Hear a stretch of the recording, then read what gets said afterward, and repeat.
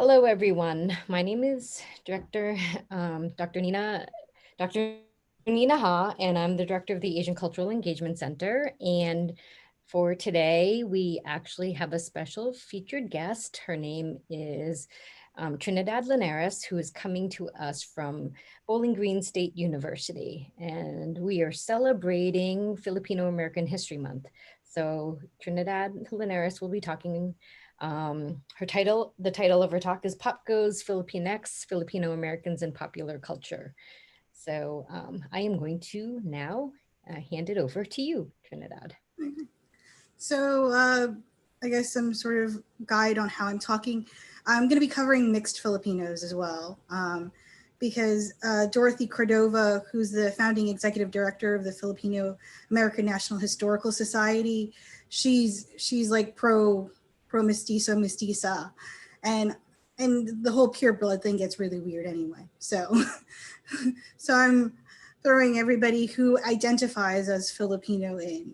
Um, so let's. So I'm going to start with the area of cartoons.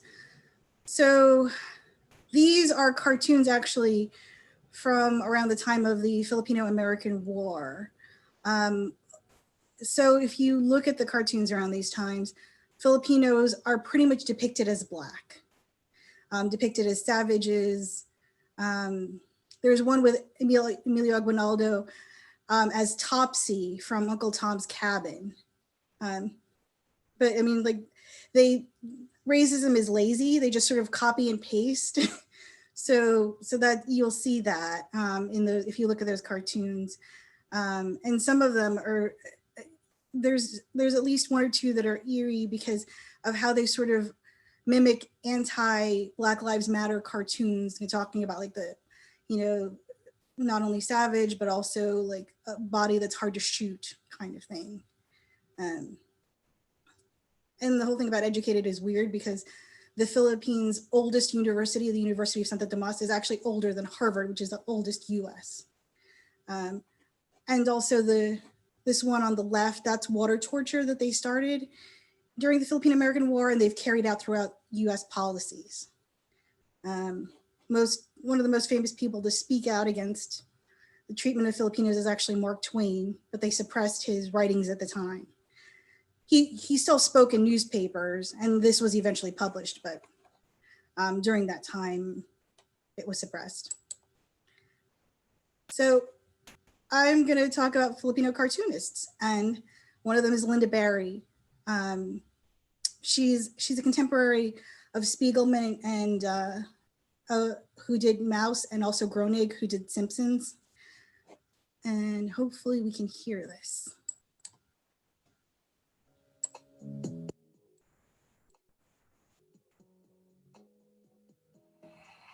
I'm very nervous, and so when I'm nervous, I like to do the thing that's the scariest thing already, which is to sing in front of people. Because since I'm already nervous, what the hell, right? So I'm going to sing this little song. It's an autobiographical song. I didn't write the tune. The tune is "The Coal Miner's Daughter," and by the end of it, it's just a verse you'll know about me and my background. Okay, and then I'll be less nervous. Okay. I was born a meat cutter's daughter. My mom is from the Philippines. She was a janitor. I ate TV dinners at night. I grew up by the TV light while dad drank vodka in the basement and mom hollered. So that's my little song. And yeah, I know, kicks ass. But I love saying that part that my mom's from the Philippines because I know people look at me and she doesn't look Filipino. And but I am indeed. My grandma. And one of my topic today is the question that you've all been asking, which is why Americans are so crazy, right? Don't you really want to know? And I actually know the answer. So I'm going to be talking about that, and also why I'm not crazy. And I feel like the reason I'm not crazy is it has a lot to do with my grandmother. And when I say my grandma's from the Philippines, this is what the language I grew up with in my house sounds like. Matigas ang ulo ni Linda, naku po. That means hard is the head of Linda. Oh my. and and my grandma grew up very poor in a rural village in the Philippines. And when she came to the States, and she grew up without electricity, when she came to the States, there was something I noticed right away about her as I was growing up, that she was different from other grandmas that I'd seen. One, she was really flexible. She could sit on the floor, she could do all this stuff. The other is she had really odd ways of telling us how to behave. You know, there's grandmas who'd say, now you clean your room, you just get in there and clean your room. This is how my grandma would tell us. She'd go, you know, Linda, there is a vampire named the Aswang from the Philippines. It's a lady vampire. At night, she takes her legs off. She flies over to our house. She climbs the wall, goes over your bed, puts her tongue down to suck your blood because you don't pick up your clothes. And having a grandma like that. So I wanted to bring in that for how people expect Filipinos to look and not look as well, and also to bring in somebody who does speak about their background. So another cartoonist who's much younger is Joshua Luna, and he actually, this is a book he's still trying to get published, which is about being Filipino American. And if you follow him on Facebook, it's something that you can follow. You can see how he negotiates being a Filipino in America, also in response to other Asian groups.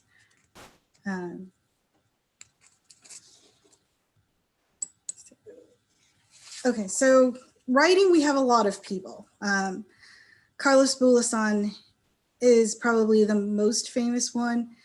And most people know this image, the Norman Rockwell image, but what they don't realize is when this was published, Carlos Bulosan's writing came with it.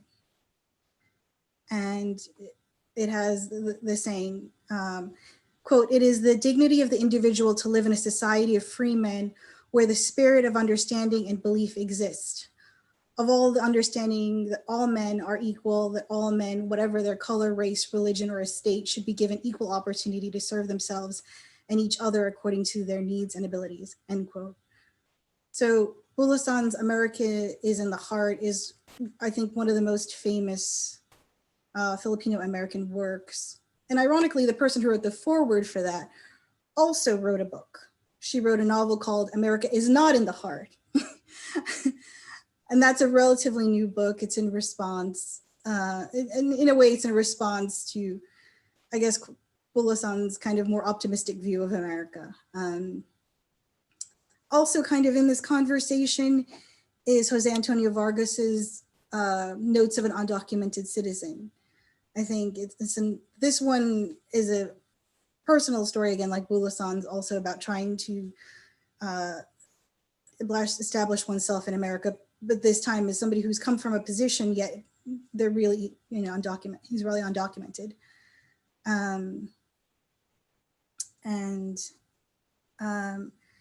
As accessible history books go, The Latinos of Asia is pretty good. Anthony Christian Ocampo talks about, so they're mainly Latinos on the West Coast, mostly California. But he does go through different generations, different social classes. Another famous book is Dog Eaters by Jessica Hagedorn. She mixes trauma, the Marcos regime, and myth. And I feel like from her kind of tap, you get other Filipino American writers who are sort of mixing in myth. And you get, so there's Roselle Lim, Aaron Entrada, and Jason Tanamore. Roselle Lim is Chinese Filipino, and she sort of does lean a little bit more Chinese, but if you look at her work, she has Filipino characters and also talks about Filipino food. And it's, it's an Asian American book that has a happy ending. And there's Aaron Entrada, who also writes books for children and young adults.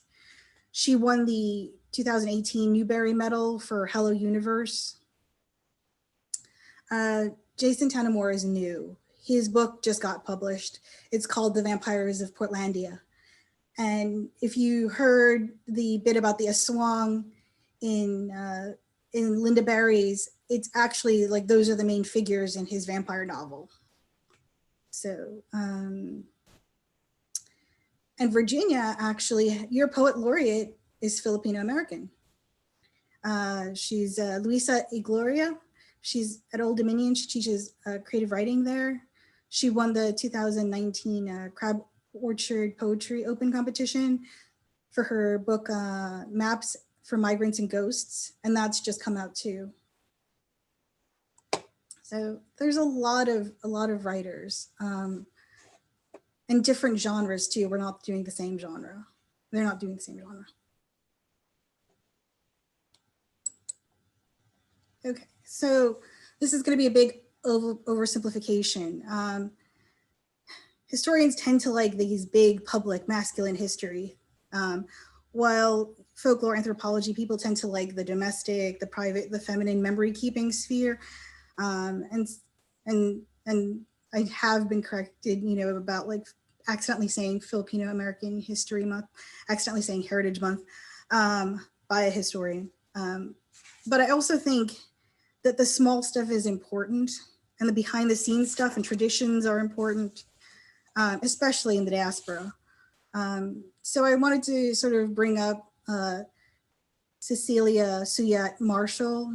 She was the second wife of Thurgood Marshall, but she didn't just marry him. The reason they met each other was she had worked as secretary for the NAACP, and then she was involved in the Brown versus Board of Ed case with him.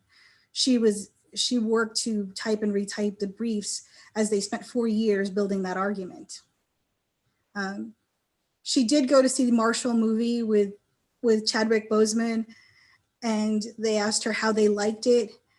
And she said about Boseman, he's a very good looking man, but he's not as handsome as my husband was. If you look at their photos, they're such lovely photos that the 6'2" man really respects this 4'11" woman, and it's just adorable. And they married actually before the Loving case was decided. So they married during the time of anti-miscegenation laws. So it's something that doesn't get shown. So Filipinos love activism. I don't know if we love it as much as we love cheese, but we love it a lot.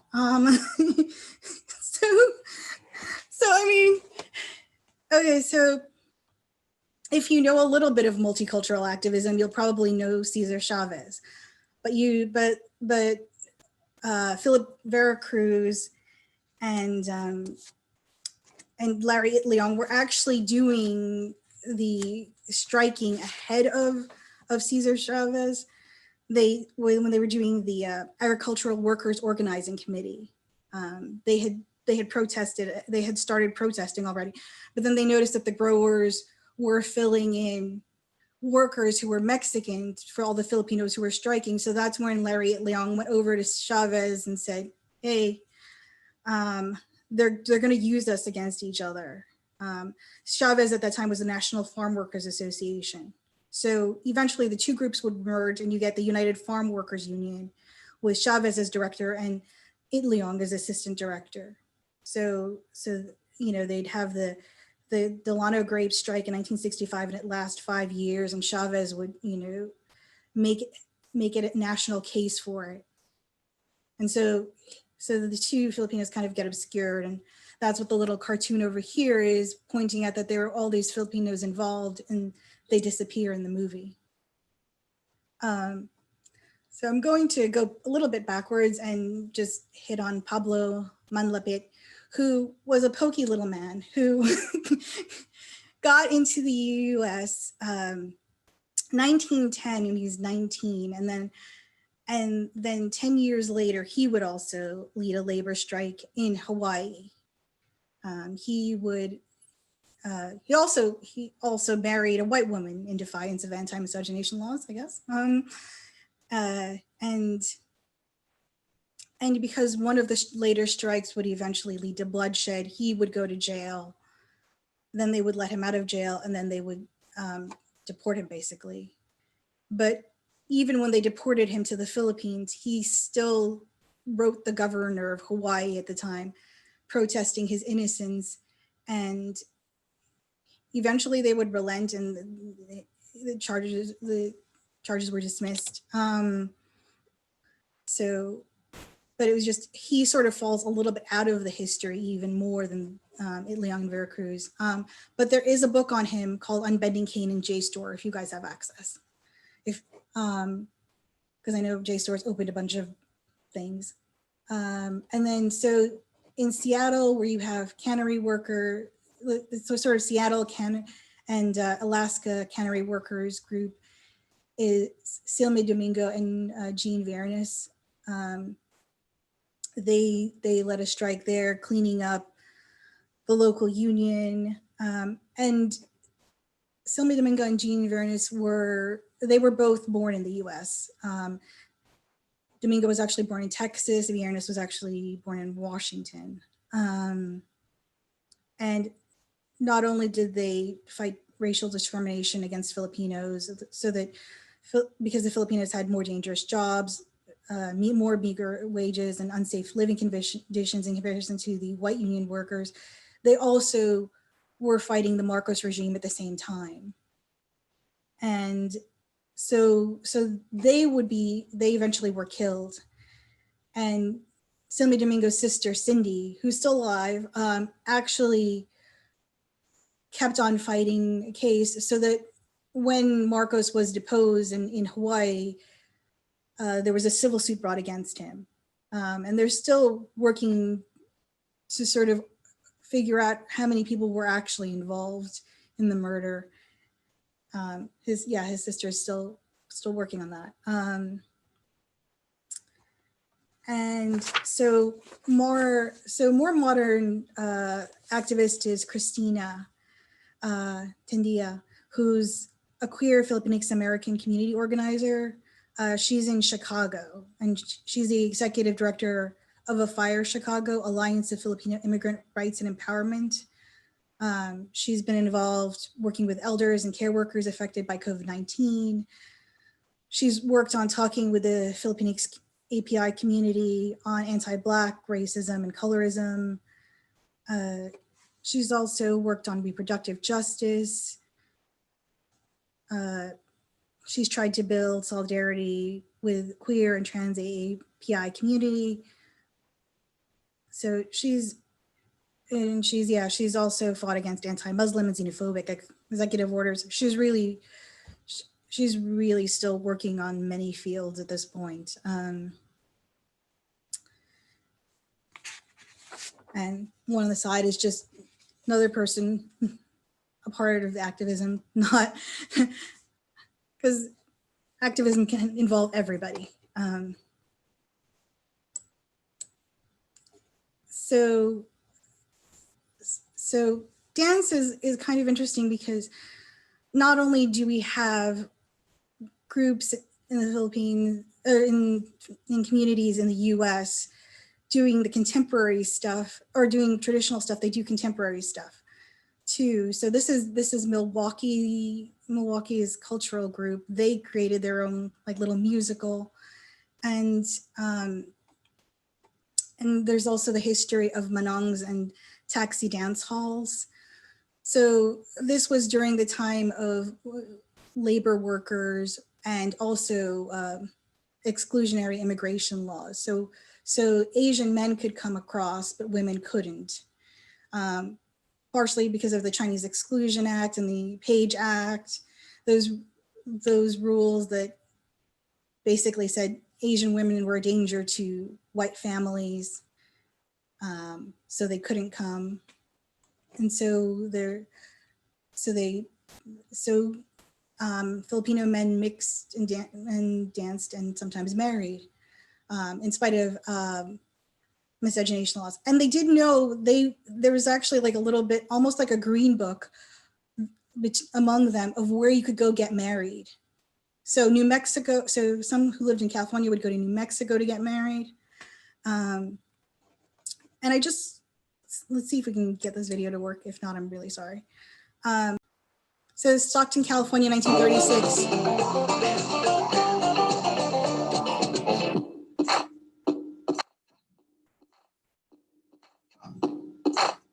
So it's a bad video, but it's the only video. Bebo, bebo, bebo, bebo, bebo, bebo, ikaw ang aking bebo, bebo, bebo, bebo, bebo, bebo, ikaw ang aking bebo, bebo, bebo, bebo, bebo, bebo, ikaw ay Filipino, Filipino, Filipino, Filipino. Hoy pare, pakinggan niyo ko. Ito ng tunay na Pilipino. Galing sa baryo sa Pangbato. Pumunta ng LA, nagtrabaho para makatulong sa nanay. Dahil sa hirap ng buhay, pero masaya pa rin ang kulay. Pag kumain, nagkakamay. Yung kanin, chicken adobo. Yung balot, binibenta sa kanto. Okay, I'm gonna go back. Hang on, sorry.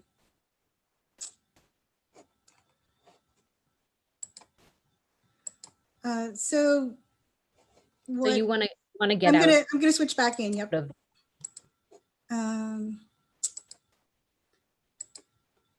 Just doing a bad job of it.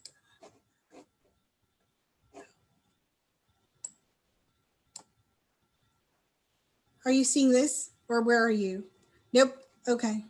now. Hang on. We're just seeing the video. Okay.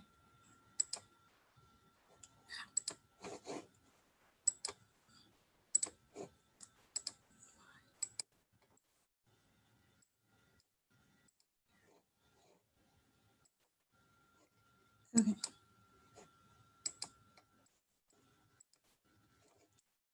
What is this?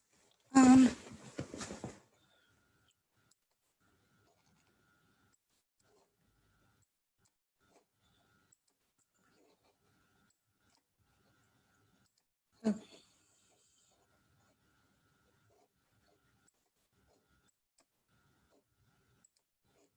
Okay.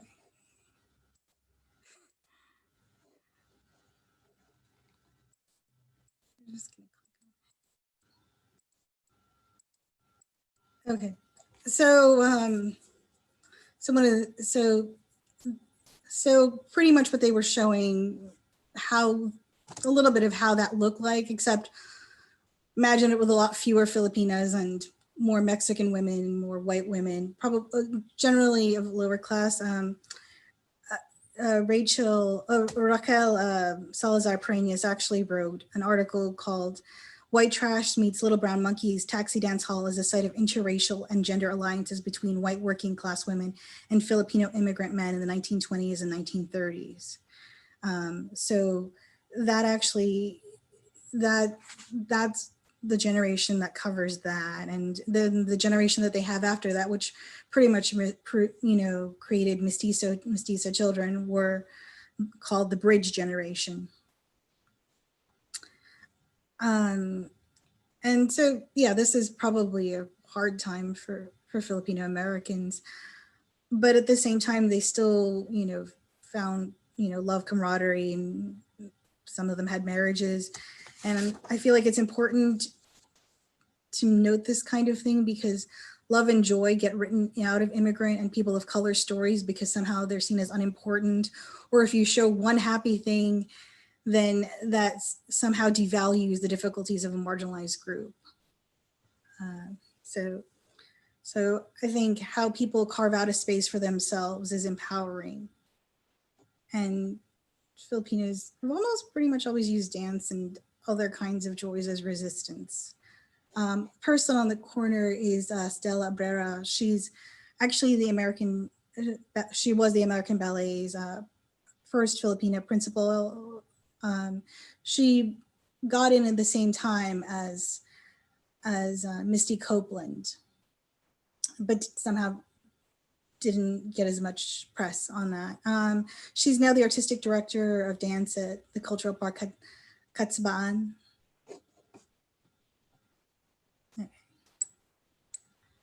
So television, I'm not gonna click on the video here.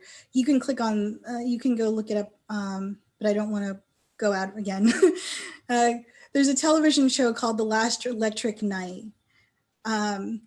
which starred Ernie Reyes Jr. And it was about this boy who knew martial arts. And it started out as a Disney, one of the Disney weekly films. And it was so popular, it became a TV series. And they thought at the time, this would bring in all Filipinos onto television.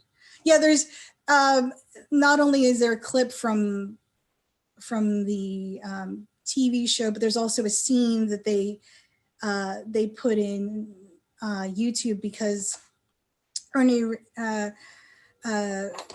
Reyes beats up a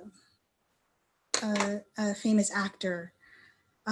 So if you click on that, you'll find out what that's about. Interestingly enough, Nia Peoples has been acting from before that time to after that time. She was in the original TV series of Fame, and she's now in Pretty Little Liars. Vanessa Hudgens was a Filipina playing a Latina, because we're awkward like that. Charles Michael Davis, he's been in the TV show Younger, and he's also in another sci-fi show. Darren Criss, who was in Glee, but then he got his Emmy Award for playing a half white, half Filipino serial killer. Andrew Cunanan. My grandfather was living with us at the time and was very excited that a Filipino was on TV, not Darren Criss, but Andrew Cunanan. And I had to explain to him that that was a serial killer, and that was bad.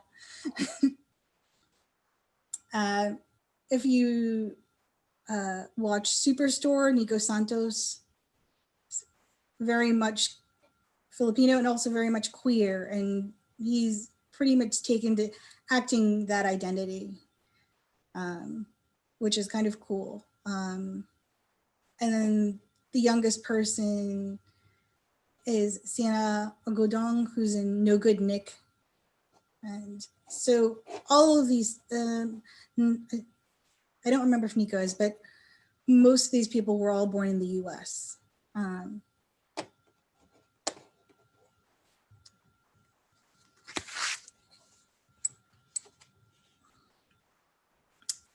Okay, so this I can actually show the video of, or not. All right, never mind. It's pretty much this, but moving. So Vicky Draves is a competitive diver, and she won gold medals. She was the first American woman to win gold medals in both platform and spring diving at the 1948 Olympics. And she actually had to deal with segregation. After she would use the pools that she would practice in, they would drain them and clean them, just as they did for many African Americans. It didn't matter that her father was a U.S. citizen and her mother was white. She was subject to the same rules.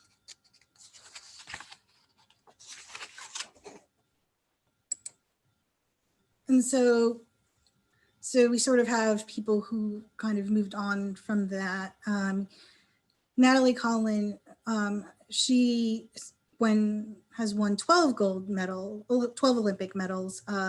She's born in California. There's a number of Filipinos who've competed, and Lee Kiefer's also, she did fencing though. She medaled in Toronto. And we have a bunch of people in baseball, like Benny Aboyani. We've got Jordan Clarkson, basketball, Eugene Amano, football. He's retired now, but he has a shop. And Dave Bautista, before Guardians of the Galaxy, he was mixed martial arts and did WWE stuff. And if you go on YouTube, you'll see the video where he goes to the Philippines, and everybody's very excited. Uh,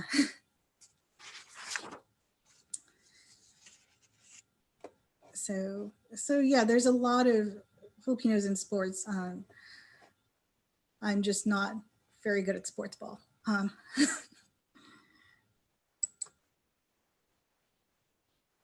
So one of the things is because we were colonized by the U.S. after the Philippine-American War, which took place after the Spanish-American War, we have a system of outsourcing our labor as well as raw materials to the U.S. and other Western nations.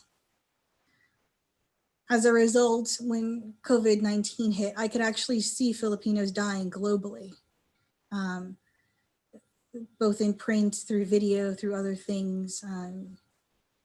And if you can read the corner here, Filipinos make 4% of the U.S. in terms of, but yet we were 31.5% of nurse deaths from COVID-19. And there's a story about the Disney panda. There's a Filipino man who loved Disney. He's got all these outfits and used to go to Disneyland. He got sick. His sister, who was also a nurse, had to take care of him by herself because their parents were both elderly. So if you look, there's a story about him as well. And throughout this, in Germany and in other places, they're still calling for nurses. So now there's and some people like Joanna here, she's in the US, but she's got family in other parts of the world as well who are also in nursing. So it was a way, it provided some way to get money back for family in the Philippines or to build a new life. But at the same time, because of the way things are, it's also, you can see how devastating it can be to be in the diaspora. Okay. If this works, it works. If not, we move on. All right, you guys, I'm excited to be here. I'm celebrating. I just graduated from college. Yeah. Woo. Yeah, thank you. Okay, all right. Yeah, the best thing about that is I'm a man now, Yeah, I don't have to call my parents to ask them for money, Yeah, because now I live with them. So, I could just knock. I'm like, Dad, wake up. The pizza guy needs his tip, It's crazy. But give it up for him. He dropped me off, yeah. Yeah, all right. I want to do something special right here for y'all. Here we go.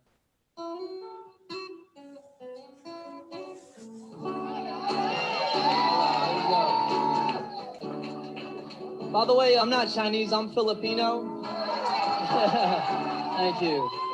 Yeah, just in case anybody here is racist, okay. Some of you are like, I thought he was Chinese this whole time.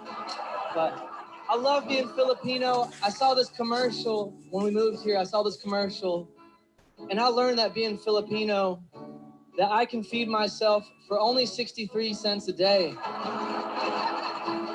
It's like, what?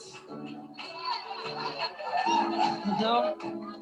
Are you guys still paying full price? That's crazy, dude. Just say you're Filipino, try it. And it's cool, man. I'm not a man's man. I do a lot of musical comedy. I'm not a man's man. My best friend, he's a man's man, By which I mean he has a very possessive gay husband.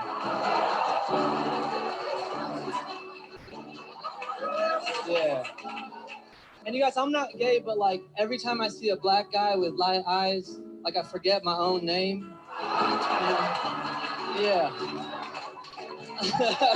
She's like, me too.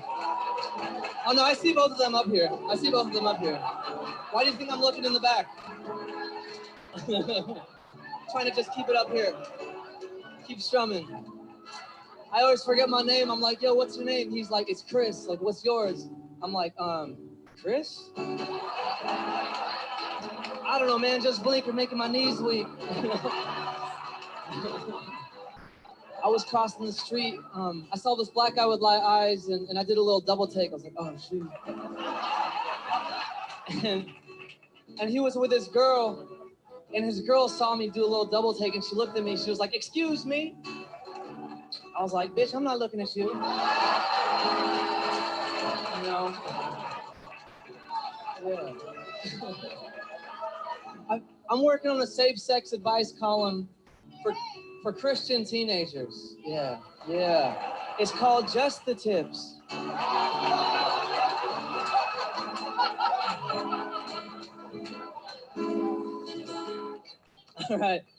All right, you guys. That's just a bunch of jokes about myself, but I got to relate as a performer to you guys. And this is a true story about me coming to America. My family and I, when we first moved here, we lived in a storage unit for 2 weeks. Yeah, that's a true story. It's just, that's what happened. And I feel like that would have been like the most awesome episode of Storage Wars.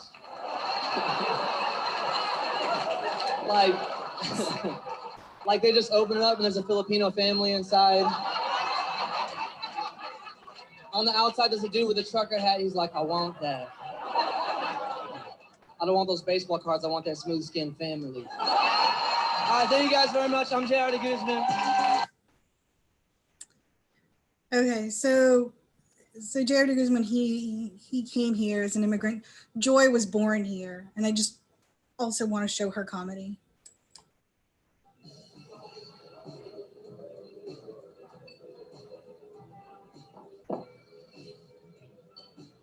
Hey, Hey, you're really cute. thanks. Mind if I ask you a question? What's your ethnicity? No, wait, let me guess. You're white. Yeah, I'm white. Ha! Oh, well, actually, I'm part French, I'm part German. I got some Irish. I Italian. really like white guys. Cool. My last Thanks. boyfriend was white. And the one before that. And the one before that. Awesome. Hey, I got to get back to my friend. Where are you going, beautiful? Come on, I bought you a drink already. Oh, okay. So, where are you from? I'm from a small town in Indiana called Stillwater. Oh, yeah, I went to Richmond, Virginia once. Yeah, okay, that's in America. So, what kind of hobbies did you have growing up? Well, I did a lot of stuff. I played baseball when I was younger. My family signed me up for soccer, but I really wasn't that good at it. Really got into paintball and laser tag later on. Your ancient traditions are so majestic. Yeah, okay. So, what kind of crazy food did your mom cook? Did you have casserole? Is the C silent? Casserole? Nope, just casserole. Yeah, we had it all the time. Pretty common thing. Where are you from? Oh, SoCal. Growing up, all my friends were Asian, so you're so exotic. Okay.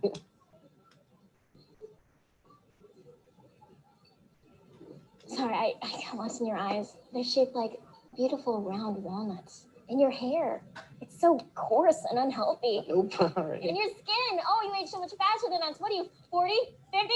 25. I love it. You're like a little boy in an old man's body. Say something in Midwestern. What? Come on, your language is so beautiful. Here, I know something. Ah. Ah. I don't know what you're saying. You know, like soda? Oh, okay. All right. What, your parents didn't teach you the language? I guess they missed that one. Well, I speak better Midwestern than you. I don't think so. What do your parents do? My parents. Sometimes I feel like I should bring home a mild-mannered Asian guy to please them. But honestly, I am sick and tired of the tiny dicks and family values of my men. That is racist, and that you're generalizing. Oh, no. I am so sorry. I did not mean to come off that way. I am not racist. I've dated someone of every ethnicity before, except Asian. You're a racist. So I have a type. Don't you have one? You are one of those crazy Asian girls with a weird white fetish, and you need to stop objectifying my people. We're more than just an average white guy, okay? I'm so sorry. You're right. You are John from Ohio. I am Robert from Indiana. I'm sorry. The Bible names, it all sounds the same. And they're so hard to pronounce. Robert. Good day, okay? You have a good day. Fine. Why don't you go back to where you came from, you Occidental? Please respect us. Or your shoes inside of something, you freak! Hey. Mind if I buy you a Pabst Blue Ribbon? So, yep. they in different ways leaned on what it was to be Filipino American, and Joy, I think, wasn't doing that originally, and she talked about doing that more. Yeah, so there's a follow up to this one where they go back to his place, and she says, "Colonize me," and yeah. And she does also do like a kind of YouTube beauty thing where she pretends to make herself white. So yeah, Joy went all in on these. So yay, Filipino food. Uh, so we have an interesting palette because we do have Spanish and we have Asian, and so we thought, soy and tomato based, let's put them together for a bunch of different dishes. And if you go in the US, there's like the kind of mom and pop place like Uncle Mike's, which is in Chicago. The Kamayan, which is like these feast things, they're popping up all over the place. They're all obviously in California, but they're also in Boston and in Georgia. Atlanta, I think, has them as well. So there are a few more areas that are popping up. Plus also, as for fast food, you've got Popeye, no, not Popeyes, sorry. Jollibee's fried chicken. And that you've got Florida, New York, Chicago area as well. You've got it moved in Asia. It does really well, but it's grown in the U.S. now too. So one of the James Beard winners, which is a really good culinary award, is Tom Cunanan of Bad Saint, and that's in Washington, D.C. And ironically, of all the places and names, Barkada is actually, it's a Filipino word, but it's a restaurant run by white guys that serves white food. And the reason I put it in here is actually to talk about like Filipino identity and what it means, because there was a fight over this name because it wasn't a restaurant doing anything with Filipino people. But ironically, the people who were defending the use of white people using Barkada for their restaurant were the same Filipinos who did not like the use of Filipinix, who were trying to say that that's not a real word, that's us trying to be colonized, but they were totally fine with white guys using restaurants. So that was kind of weird to me. And so there's been arguments about, so the names like Pinoy and Pinay come from when Filipino Americans were asserting ourselves, 70s, 80s, but it also got taken back then to the Philippines and used there too. And basically any term that still references King Philip of Spain is still a colonized term. So it's hard to say what or what isn't colonized, and how to extract some sort of uncolonized version of ourselves in naming. And there is, and Bad Saint itself is sort of a fusion. He was a formal chef, and then he went and looked at his mom's recipes to make what he cooks for Bad Saint. So he's referencing his mom, but at the same time, it's sort of a bit of fusion. So that can, like, sometimes this fight for authenticity can be counterintuitive, and it can spread into food, and you're not gonna get a meal 100% the way it is in the Philippines. And at the same time, because of the different regions in the Philippines, the same meal might not be made in the same way.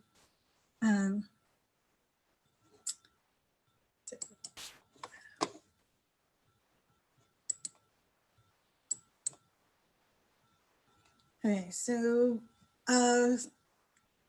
for film, the first Filipino person, a Filipino American film actor would actually be Elena Dorado. Her first movie was a film called White Hands in 1922. She also has a bit part in the Ten Commandments. Was also in What Price Glory in 1926, where she had the role of Carmen. She was in Robert Ray's 20 Legs Under the Sea in 1927. Howard Hawks' A Girl in Every Port, which starred Victor McLagan and Robert Armstrong and Louise Brooks. And she was one of the people that McLagan and Armstrong, one of the girls that McLagan and Armstrong fought over. But she was actually lost to history until 2019, where a writer found her information and found photos and sort of pieced together her lifestyle. She eventually had a court case about not showing up for a film, and that had some strife with studios. But she still managed to make films after that case in 1923. But then afterwards, divorced first husband and then married second husband, and then just sort of moved out of the cinema. So Dante Basco, who was born in California, and he actually has an acting family. If you watched the movie Harlequin and the Birds of Prey, the little Asian girl in there is his niece. He's famous for playing the part of Rufio in Hook. Utkarsh Abukar made a rap song about it that actually features Dante Basco and Lin-Manuel Miranda. And he also did a voice for the Avatar Last Airbender. But what was interesting to me is that he was in this film called The Debut. The Debut is one of the few films about Filipino Americans where we already live here. We're not just here. We didn't just come here. So it sort of kind of cracks that perpetual foreigner, fresh off the boat kind of story, which is nice because a lot of Filipino American stories are about us coming to America. We've come to America more times than Eddie Murphy. So I just wanted to mention that. And The Debut is actually a good movie.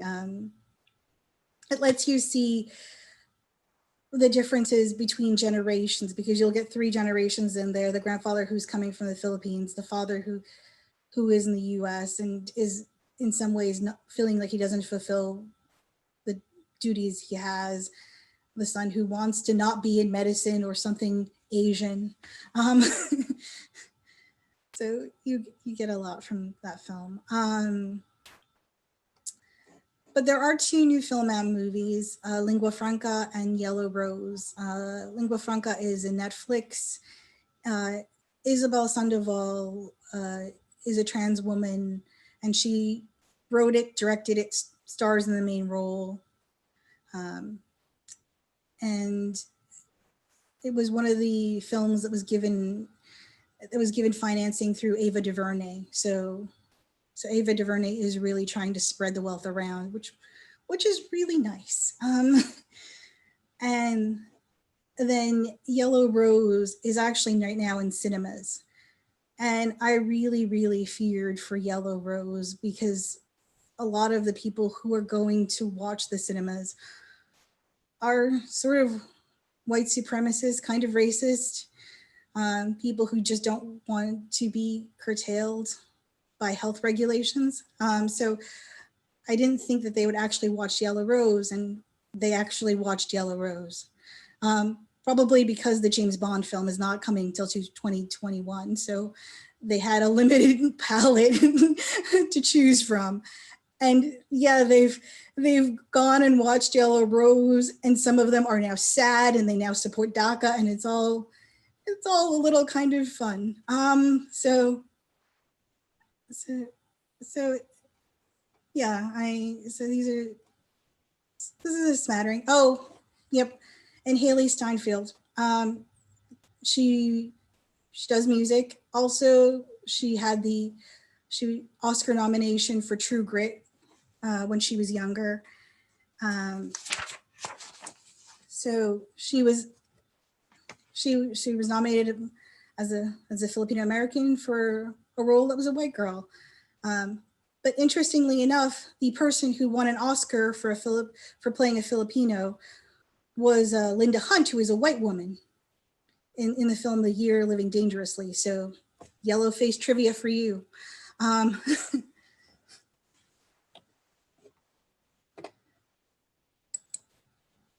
Okay, so theater I went a little wide on. And the St. Louis Fair, World's Fair sound really cool, but then they were really racist. So it's kind of an odd place to be. In the St. Louis World's Fair, Filipino group called the Ingrats were one of the largest displays, very popular display at the St. Louis World Fair. It's part of that whole colonization, displaying other as entertainment. And so kind of think of that in terms of also like how things are framed in colonized white supremacist kind of ways. Like, so Miss Saigon, Lea Salonga was not unknown. She was not hiding in a bushel somewhere until they found her. She was a well-known Filipino actress. But Miss Saigon made it seem like she wasn't doing anything until they found her. And now Miss Saigon has this weird history of Filipinos playing Vietnamese people and winning awards for winning for it. And it's such a weird thing that I kind of loop that into the World's Fair of like, is this the best way? Do we want to frame other people this way if this is the way we are framed? Kind of thing.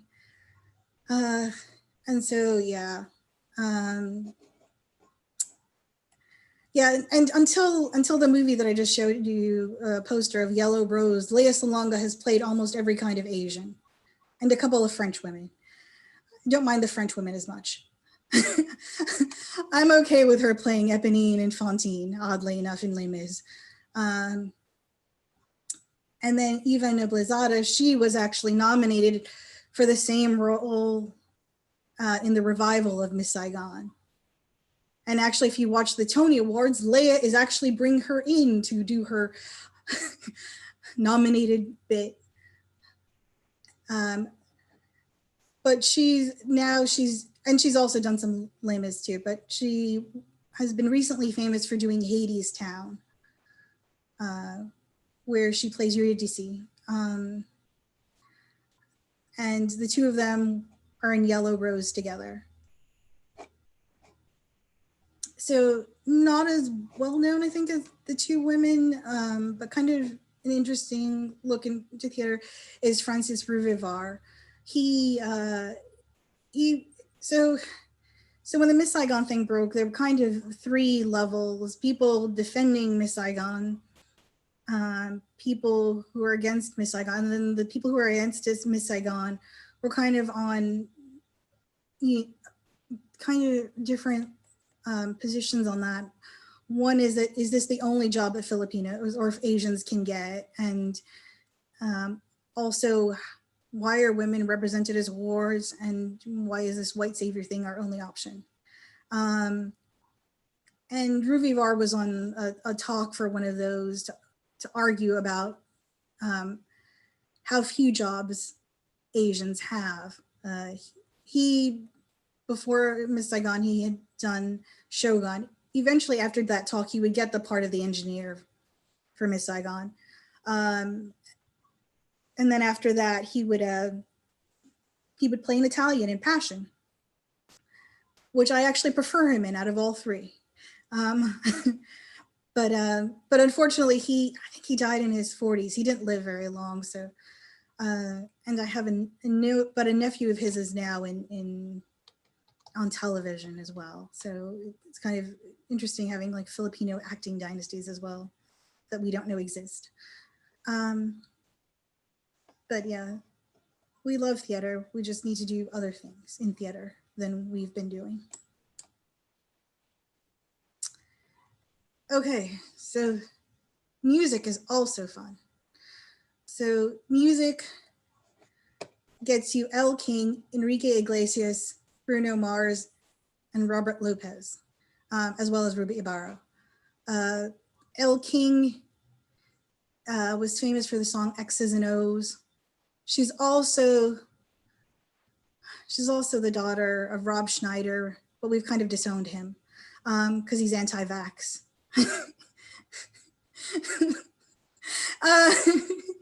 Enrique, I think some people have called him like the king of Latin pop, but I feel like if you're going to talk about like the 90s, Ricky Martin was really winning that Latin pop thing much more. But Enrique's done some solid work, and he's still very much connected to his mother. So even though he's known as Latino, he's this responding to the, and he even had Anna Kournikova, his wife, talking to his mother, and there's a whole kind of like Cosmo spread about it. So still very much like, even though he's Latino, acknowledging that part of him. Bruno Mars, obviously. Robert Lopez is interesting because he is behind the scenes. He won Best Original Song for Remember Me from Disney, or from Pixar's Coco. And he also won for Frozen, Let It Go. So if you want to blame someone for Let It Go, blame Robert Lopez. And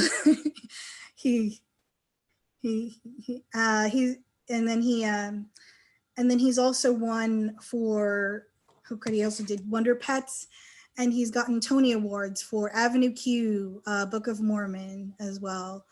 And then he's gotten Grammy Awards. He's already a double EGOT. He only has a little bit more to become a triple EGOT, which I don't think anybody's been. And an EGOT is Emmy, Grammy, Oscar, Tony. So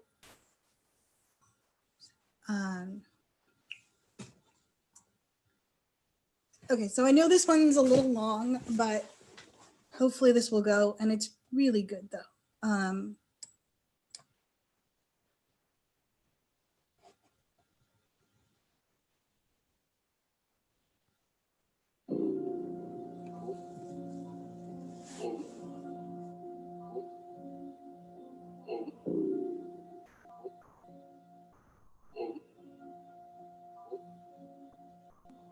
Island woman rise, walang makakatigil. Brown woman rise, alamin ang iyong ugat. They got nothing on us, nothing on us, nothing on us, nothing on us. Island woman rise, walang makakatigil. Brown woman rise, alamin ang iyong ugat. They got nothing on us, nothing on us, nothing on us. Isang bagsak, yo, fuck a story arc if it don't involve no matriarch. Some mothers work on the ground, up they craft in air like ATR with the butterfly sleeves. Naka-Philippine Ghana, pag nagsalita mga banat ay bala. Wag magtaka kung ako ay makatabulok na sistema. Kurakot sa pera, bagsak, but we put in our heart into darkness. They putting these pics in the office. Oh, you thinking you schooling, but you hella lost, cause you best be the boss while I top this. But look at my ate, she moving so cold. Can't hold a candle to her when she glow. Flick at the wrist with that elo she hold. Panago sa elo, she dripping in gold. We pulling up in a jeepney. All of my soldiers greet me. Hand me bandanas and pull back my hammer. It's warfare when you see me. Skin you alive for my country. I live and die for my country. I kill a pig in a white hooded suit on the low for my country. They got evil plans in the devil's hands, but I don't pray cause I organize. They got new ways to impose strength, but I teach mine how to mobilize. We don't fight for the money, for the greedy, for the white man. All we want is our freedom and the right to live on our motherland. Island woman rise, walang makakatigil. Brown woman rise, alamin ang iyong ugat. They got Nothing on us. Nothing on us. Nothing on us. Nothing on us. Island woman rise, walang makakatigil. Brown woman rise, alamin ang iyong ugat. They got nothing on us. Nothing on us. Nothing on us. Isang bagsak. Goddess of guerrilla warfare in every lifetime. We don't take no shit except an oppressor's lifeline. If you step out of your line, I will protect what's mine. Kahit merong rosaryo, sino magliligtas sa'yo? Puro dugo, pugot ulo, mulat sa dagat hanggang mundo. Proclaiming what's ours, the high and the low. These women are gods, you already know. We're deeper than water that run in a village. The river runs red, you'll be dead in a minute like never spent nine. Just have you beheaded. Fuck with my tribe, quickly regret it. Abani ko sa kamay, ang isang mikropono sabay. At ang tapang ko, kaya nang inay. At halimaw nang sumasabay. Mga bara nyo lahat sablay. Mga rappers na puro bagay. Tinamaan ko lahat patay. Kaya walang mag-iingay. I got that Filipino phenotype. Kayo mag-i-mestizo white. But give me that moreno like. That Rufio Aquino type. My Lola stay speaking like. Those Bali songs and bolo knife. I read the ether, need no hype. 2 tongues are sharper with the mic. I need no in my history life. From a now read the speaking type. They thieve until when peace or might. Just turn to see no light. Hacienda like Aquino right. Rodrigo vigilante type. They kill my people's left and right. With smoking mirrors fill the night. So let it be known, if you don't already, Pinayas have always been part and parcel, if not imperative and critical to the struggle. Filipinas are no strangers to wielding our own power. Of all the privileges that exist in this world, none of which you may be a benefactor of, there is at least one you bear, and that is the privilege of having been born a Filipina. Your DNA contains building blocks made from the mud of over 500 years of resistance and survival. And when you are ready, sis, we'll be right here. Island woman rise, walang makakatigil. Brown woman rise, alamin ang iyong ugat. They got nothing on us. Nothing on us. Nothing on us. Nothing on us. Island woman rise, walang makakatigil. Brown woman rise, alamin ang iyong ugat. They got nothing on us. Nothing on us. Nothing on us. Isang bagsak.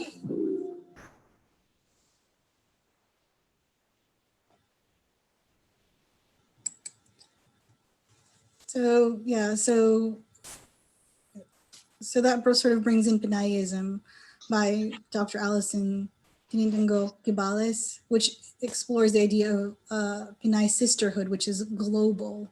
So not just in the U.S., not just in the Philippines, but across. So bridging the gap, through the diaspora, which is kind of a cool kind of way to be. The DJ Cotton Candy is also sort of part of that too. She had been a DJ, hip hop DJ, and she helped found the Asian Solidarity Collective in San Diego. And so and she also deals with like disabled Filipinx Pinay activism, and she's gone more into writing. But so with Ruby Barra still doing music, but she's definitely combining that in her music activism and political response. And I think you see the mix of that and tradition in her video. Ruby had been born in the Philippines and moved to California and raised on hip hop. And you can see all the influences on that.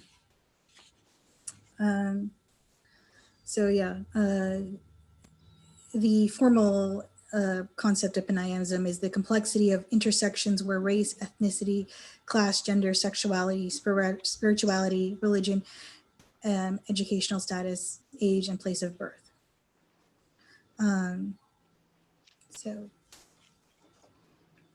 So you're definitely seeing in a lot of kind of women artists who are talking about the Pinay experience.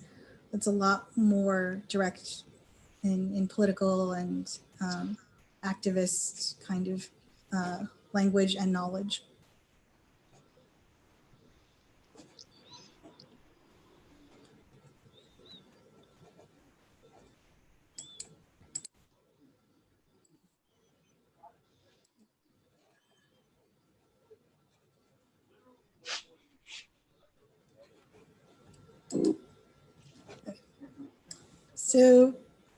So when we look at waves of history of the Philippines, you have the 1700s. So there was the Manila Acapulco trade, which the Spanish were going from the Philippines to Mexico, and this started in about 1585. And sometime in the 1700s, Filipinos decided to get off the boat en route and build settlements in Louisiana. They were called fishing villages. And I think the last one, which was really in like the swampy area of Louisiana, was lost, St. Malo, in 1980 because of storms. And so the people still exist. They're just not in the kind of housing that they used to be in. And obviously since the people on the Spanish ships were men, they had mestizo children. And then 1920s, 1940s, you'll see laborers and farm workers, cannery workers going Hawaii, California, Washington, etc. So that's after the Philippine American War, and then it's also after the Filipinos get for like 2 minutes, we get the status of being part of the U.S., but then immediately the other immigration laws kick in and anti-miscegenation laws kick in, and we're treated like every other Asian.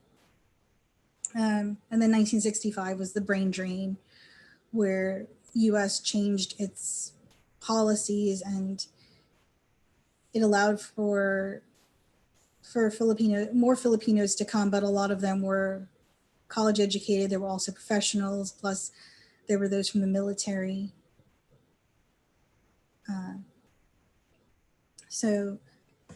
And there are a number of historians who talk about Filipino American life. A number of them sort of focus on the early 1900s and or sort of connected to the Philippine American War, and then others are more focused on the West Coast. Very few have done stuff on the East Coast. Marina Espina wrote a book in 1988 about Filipinos in Louisiana, but there hasn't really been any more work in the East Coast in response. So that's an area that definitely could have more. So we are here, we exist. We're not invisible. And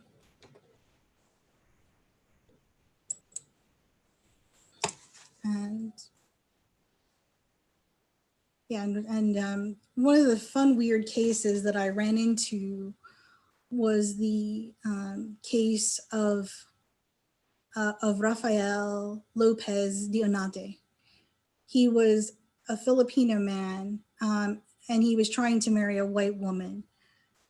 And it said that he looked pale enough that he could have passed if he had written just white on his marriage certificate. They could have just gotten married. It would have been easy enough. Except he wrote Filipino, and that immediately stopped them from getting married, especially because the girl he was marrying was Woodrow Wilson's granddaughter. And then it became this argument where he basically says, no, I'm not really Filipino, my parents are from Spain and does this whole backflip to try to marry the white girl. And it becomes an interesting he true Hollywood story because the marriage actually does go through. I think it's because the girl's father was having an affair at the time and then going through a divorce so that they did eventually marry. And they had one child together, but then they divorced and she took away the child. And then that boy, whose name was originally Ricardo, becomes Richard Floyd. And he gets raised as a white person for the rest of his life, which is kind of an interesting, I didn't know where to put them in Filipino American history, since his father said he was and then he wasn't. But for the most part, I've chosen people who actually do acknowledge it, whether they look what we expect a Filipino to look like, which is a weird kind of thing to choose anyway, because Filipinos look very different depending on the island, depending on mixing, because unless they're indigenous, all of us are mixed. Number of us have Chinese, Spanish, Malay, and East Indian heritage. Maybe further generations than others, but it's definitely, we're a mixed group of people. So, but that's us. Thank you. Thank you, Trinidad. I was hoping we could have time for a little bit of discussion and question and answer. So is it possible Yes. to unshare your screen and we can just chat for a bit? Because I Sure. think you presented us so much information. I didn't know what to So I'm hit. hoping you hit a lot. You covered a whole lot, and I thought that was amazing. But I did want to sort of kind of open it up to people with questions or comments, or like, I've learned so much, but I wanted to really open it up to people with comments, questions, anything.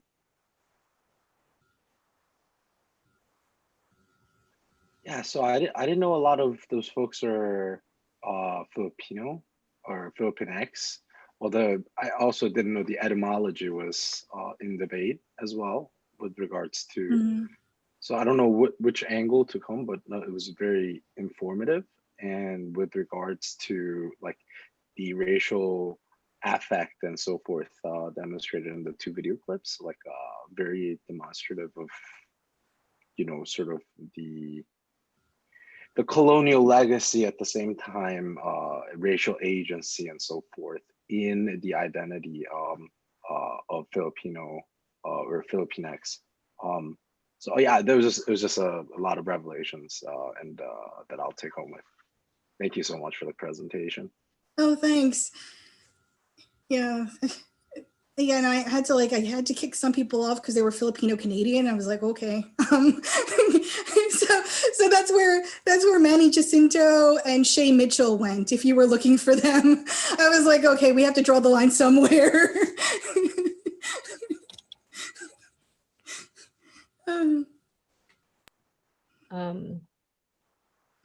I was just really impressed by how comprehensive your presentation was, and just the levels of how embedded Filipinx community is embedded in US culture and history, and how if people don't self-identify, they could technically really pass because of their last names or their either racialized identities or not in that way. And I think that's really, really fascinating to consider who we think as part of our APITA sort of community as Right. well. And I think that's really powerful too. like, where do you stand in terms of Filipinx, Pinay, Pinoy? Like, what's like, your, so there's what's your some moniker? there's at least one. So Filipino historians themselves are like, okay, the Filipino American people can use that. They can take Filipinx. That can be their thing. But I think part of it is too that the Philippines is both queer and homophobic at the same time, and they haven't been able to have that conversation yet. Whereas in the Filipinos in the U.S. might have already moved a little bit past that in that conversation. So then I do think that, you know, like Filipinx works, and yeah, I feel like that it should. I agree with the one professor who said, you know, it's how you identify, and I think that's, you should be able to call yourself, like, not in a Rachel Dolezal way, obviously, but you should be able to call yourself to how you relate to your culture, not somebody else's culture. But yeah, so I think it's valid. Like I think I should be doing Pinay, but I haven't really thought about it as much. Yeah. Yeah, and there's a lot of stuff I didn't cover, like especially like Filipino Muslims is something that exists and we don't have that conversation, which we should. Though I was really happy Filipino American, which is, I think they do mostly magazine, but they do have a Facebook page.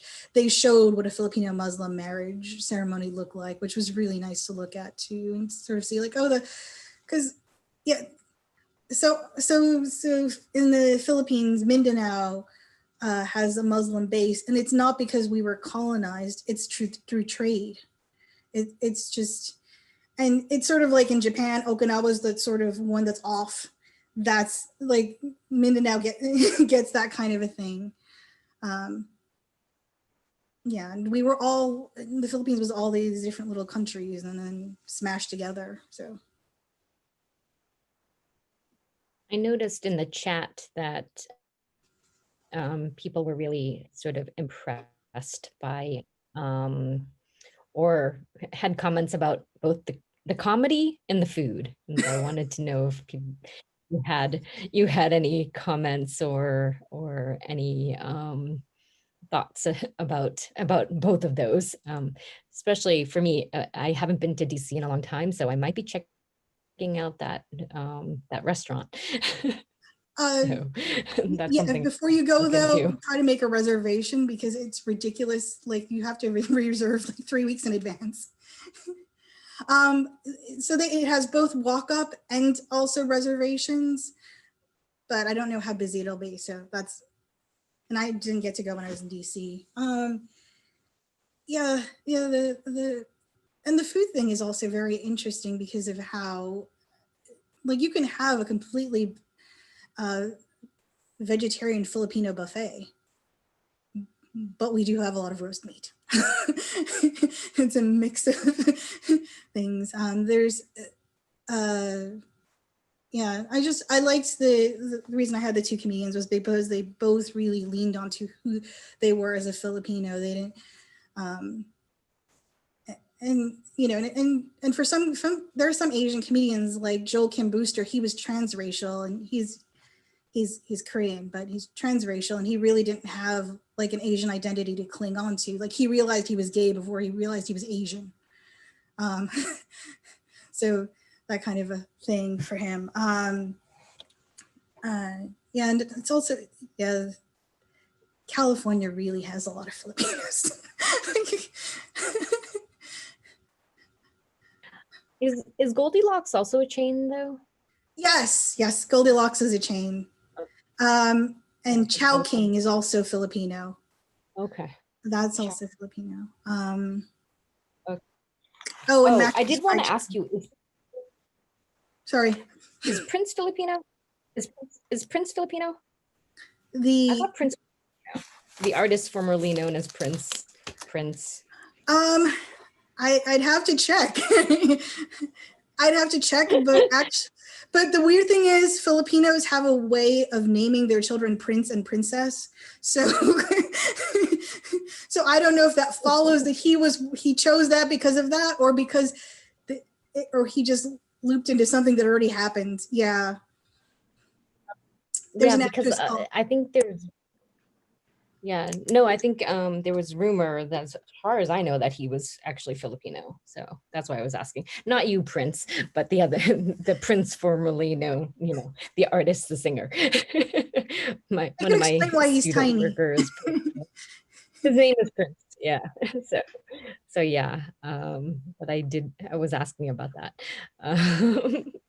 Um, any questions? I just want to say his Any father, other? Prince's father was Italian, both Italian and Filipino. It looks, Oh.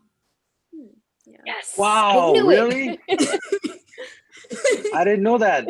Well, I didn't I know love- Vanessa Hudgens was half Filipino. That was crazy to me.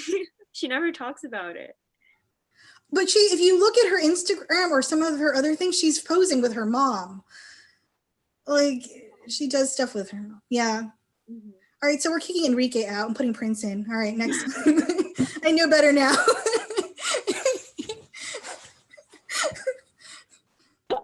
I was wondering, why didn't you put Prince in there? So I didn't know about Enrique though. Go ahead, June. That kind of connects with the whole thing that the whole like the construction of the notion of race itself as a tool to claim ontological superiority by whites, and you know how that was a very enlightening information, like the way in which Filipinos were colonized, the same treatment, same enslavement, same colonization patterns vis-a-vis, if you will, European colonialism, very much a similar experience. And I just want to talk about how there's also this colorism that you highlighted, which is completely relevant to the APITA experience and the racial order within the APITA, right? So that I thought that was very informative, and because I thought Prince was black this whole time, right? So I mean, that's a racializing schema already there, and I didn't know that he was multiracial Filipino. So yeah, thank you. Yeah, yeah, and there's at least, I think there's 4 colorings. Morena is one of them, and Mestiza, and so this was how when they colonized the Philippines, and it was funny. Well, the funny thing with the Philippines is the Spanish tried to create this kind of layered society of, if you were from Spain, you were still Spanish. If you were born in the Philippines, but your parents were both Spanish, you were Filipino. That's where that originally came from. And then Mestizo's the mix, and then Indio is there. And then the Chinese merchants came in and they completely demolished those lines. They married Spanish women named Maria, and they moved up the ranks. And it took the Spanish just like too many years to figure it out, going, wait a minute, how did you become a Spanish subject? Oh, and